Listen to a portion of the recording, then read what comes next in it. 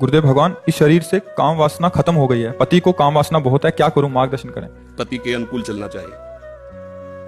जब दो पाणी ग्रहण करते हैं पति और पत्नी, तो एक दूसरे को सहयोग करके मित्र भाव से चलाना चाहिए। हमें अपनी रुचि दूसरे पर नहीं थोपनी चाहिए, बात ध्यान रखना चाहिए। हम दोनों एक मार्ग के साथी हैं, तो हमको चाहिए कि हमें अपनी रुचि उसके अनुकूल करनी चाहिए, उसको चाहिए कि हम अपनी रुचि को एक दूसरे के अनुकूल कर ले।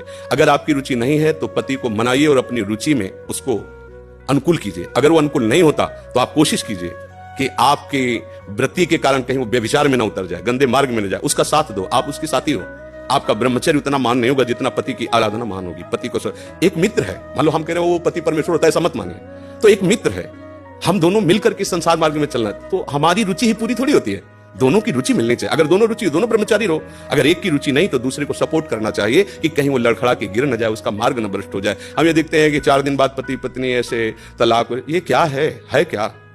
सिर्फ अपनी रुचि का पोषण नहीं होना चाहिए। अगर हम दो मिलते हैं, दोनों मित्र बनते हैं, तो एक दूसरे की रुचि का आदर करें, एक दूसरे की रुचि का सहयोग करें, तभी तो जीवन यात्रा चलेगी। नहीं तो कब ऐसे नहीं चलेगा। आप ब्रह्मचारी बन के बैठो और वो व्यभिचार में प्रवृत्त हो जाए तो आपने पानी ग्रहण किया था, ये आपकी मित्रता नहीं सही रही। हाँ, वो बहुत ही व्यभिचारी है, अन्य, तो फिर अपने को अलग कर लेना चाहिए। अगर वो एक पत्नी व्रत है तो हमें उसका सहयोग करना चाहिए, उसमें ब्रह्मचर्य की तरफ वृत्ति न रखकर अपने पति की अनुकूलता की तरफ वृत्ति